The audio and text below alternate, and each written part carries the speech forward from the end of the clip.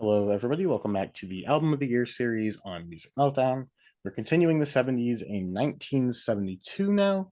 For me, a step down from the previous 2 years, despite having more fives than both of them. I got three five-star records this year, probably tied with 78 for the most in this decade for me.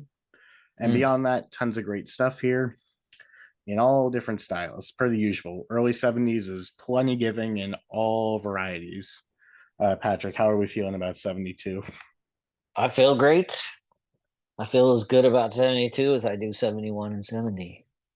And I'm going to feel just as good about 73, if not even a little bit better.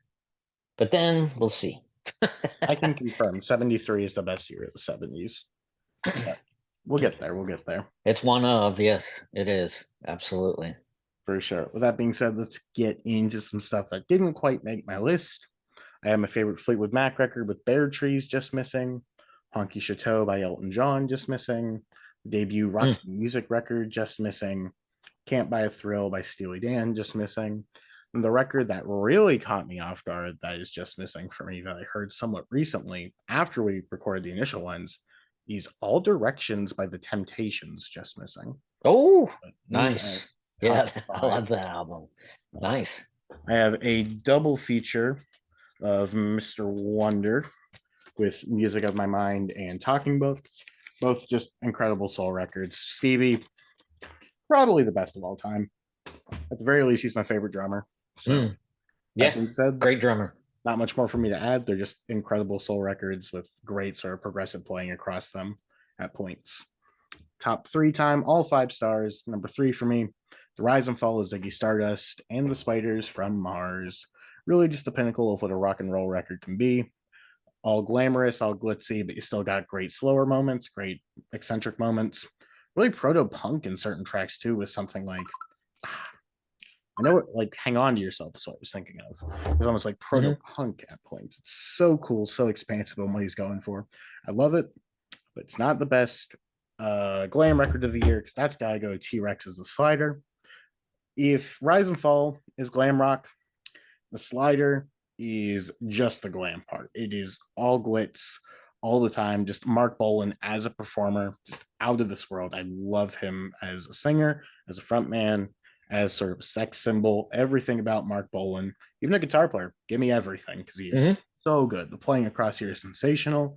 Production's lovely, and he writes in a way that a lot of the other glam bands that people point out, somebody like Bowie in this era, like Mott the Hoople, like I don't know, fucking Slade.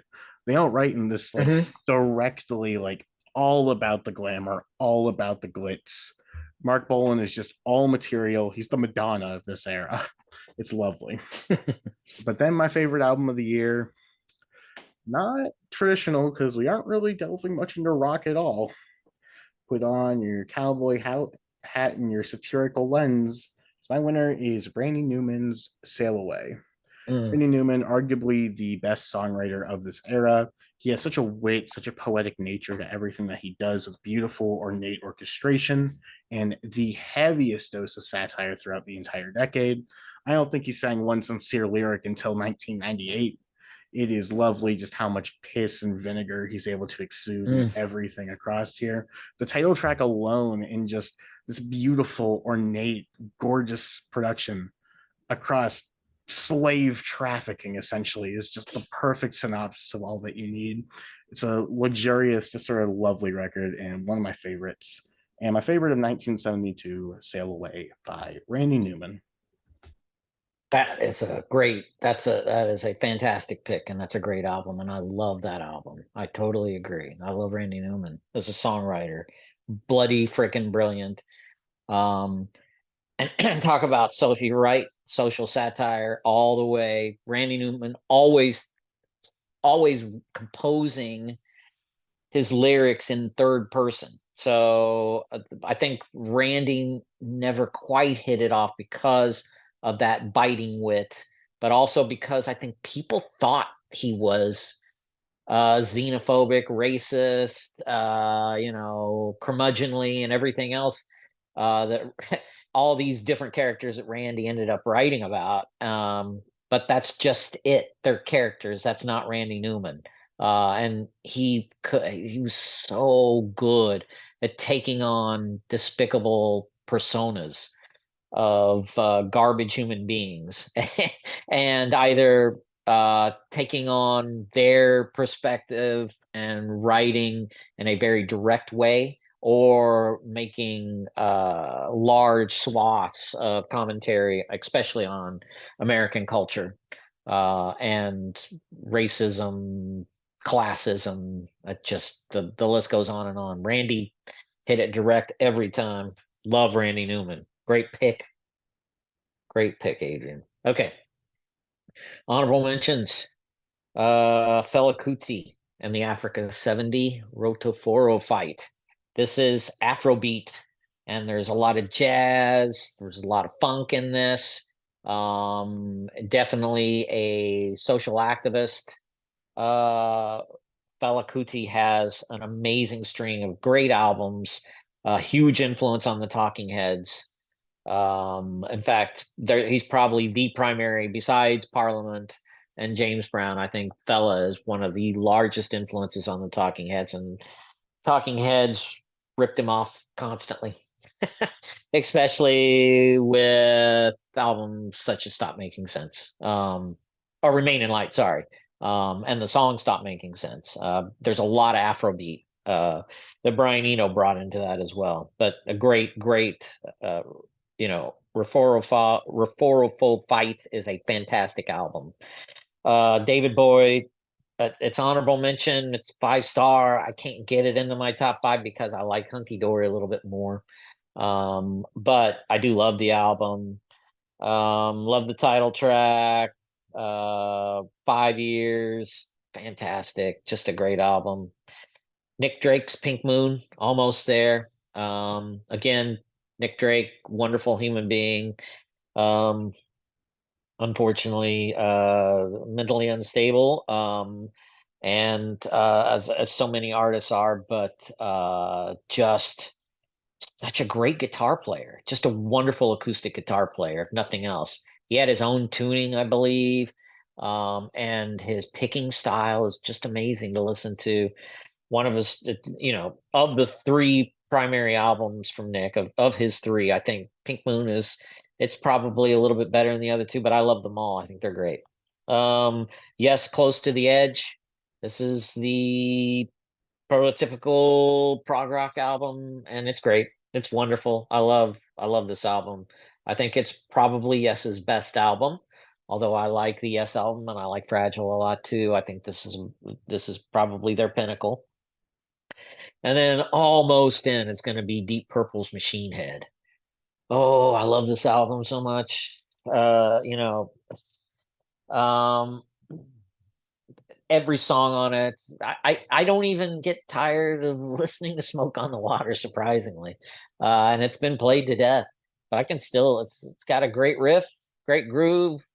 It is referring to one of my other favorite bands, Frank Zappa and the Mothers of Invention. Uh, you know, uh, Highway Star. What a great leadoff track. Just fantastic. Ian Gillan's voice is just spectacular. Just a fantastic album. Okay, at number 5.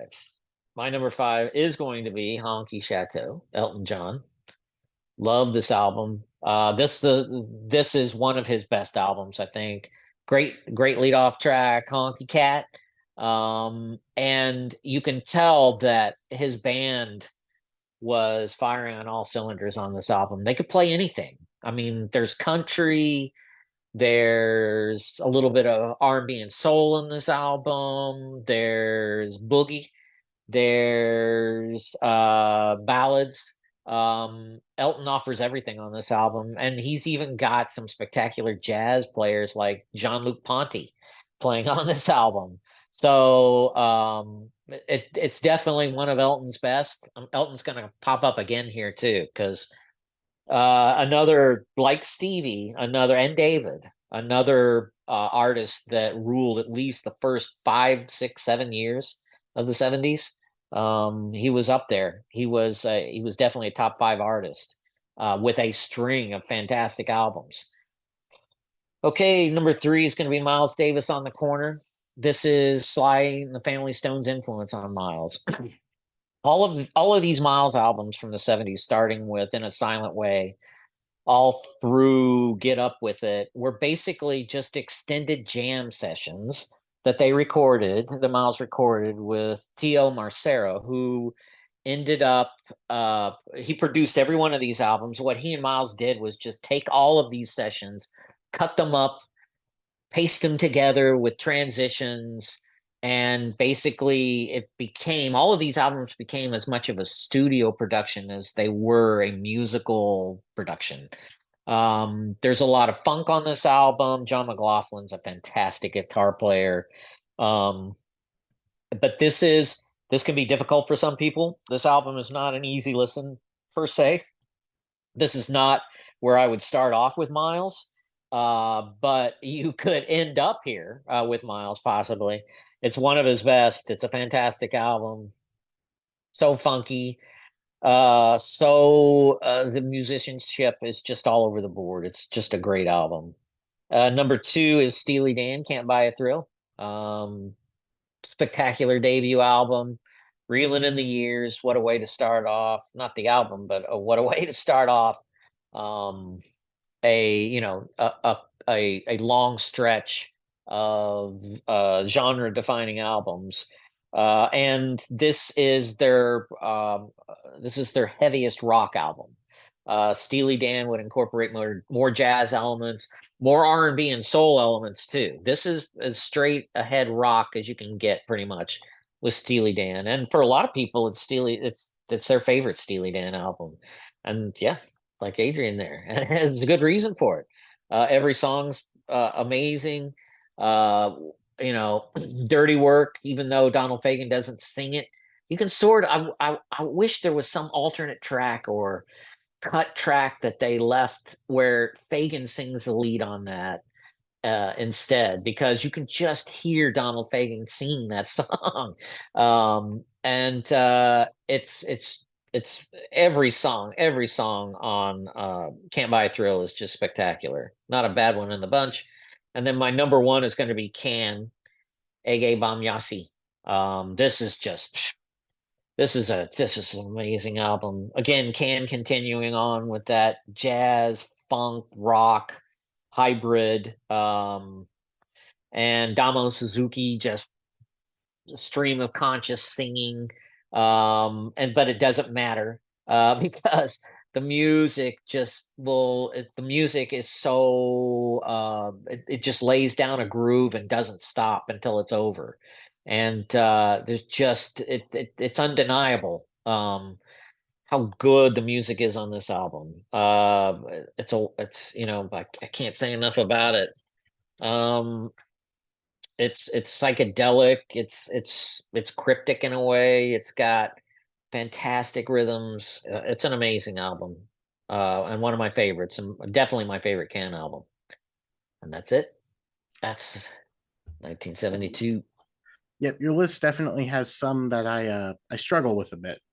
That Can record, I did a brief Can dive. I didn't get too deep into the catalog, 4 or 5 records.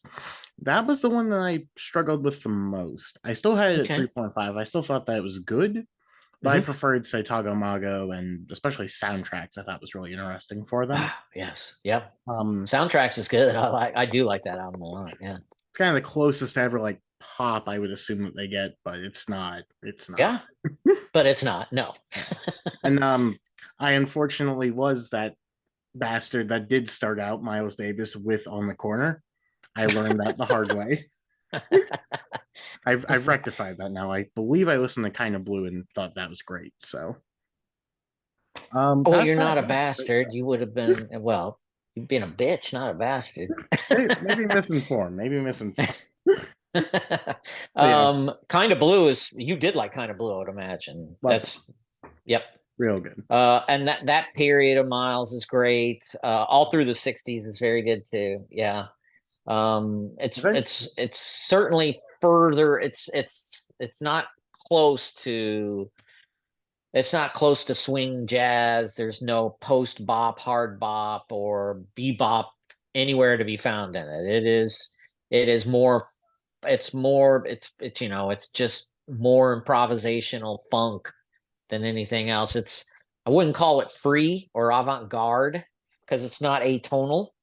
Mhm. There's definitely melody lines through there. There's chord structures and what you would think of, at least anyway, as instrumental, instrumental funk in a way. But and it's got a solid groove. But it's not approachable. It's not accessible for sure. Well, don't worry, I got Bebop right here for you, so we're all All good. right. All right, We're gonna see that later, I'm sure. One of those. big time. Both of If them, not, both of them for if sure. not both of It's both. That being said, I them. hope that you all enjoyed this discussion on 1972. Bit of a loaded year. Y'all have a great one.